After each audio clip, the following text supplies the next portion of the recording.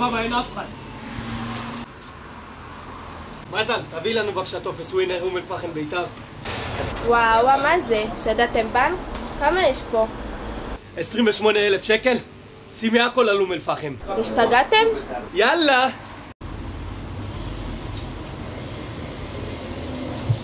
תפסתי את השניים, אני 100 מטר לפניך בקיוסק. שלח לי את הבן אדם. לאיפה חשבתם תלכו, מה את רוצה מאיתנו? זה לא אנחנו בכלל. מה זה? שלהם? שלכם, כן. זה הם. הכסף, זה שלך? על מה כוסים יש לך חושב כל כך הרבה זמן? אתה יודע שזה הכסף שלנו, לא? הלו, סתום את הפה שלך עכשיו. רגע, של מי הכסף הזה בכלל? אדוני השוטרת, אפשר? תוריד את היד כבר. נו? באמת, תשמע אחי, אני יודע שהפצצה שקצר דפק לך לא הייתה במקום. אם באמת כאב לך, אני מצטער.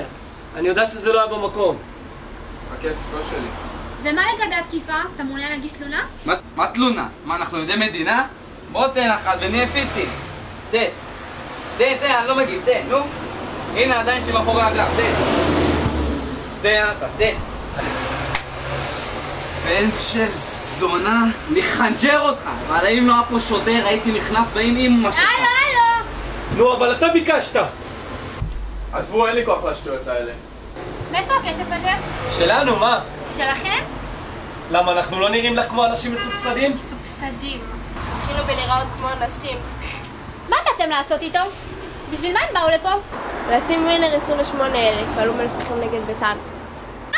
כן, מה קרה? 28,000 על אום אל-פחם נגד ביתר בטדי? יש לנו מום על המשחק הזה. כן, חוץ מזה אנחנו אוהדים של אום אל-פחם.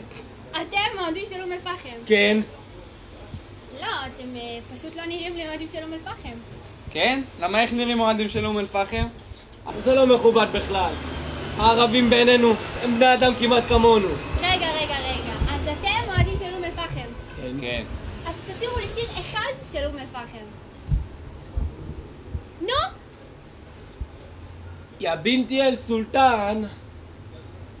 איפה רמת גן? אין כמו אום אל-פחם.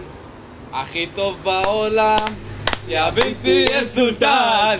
איפה רמת גן? אין כמו אום אל-פחם. הכי טוב בעולם. עוד פעם. לא רוצה למות, רוצה לחיות, להשם פרק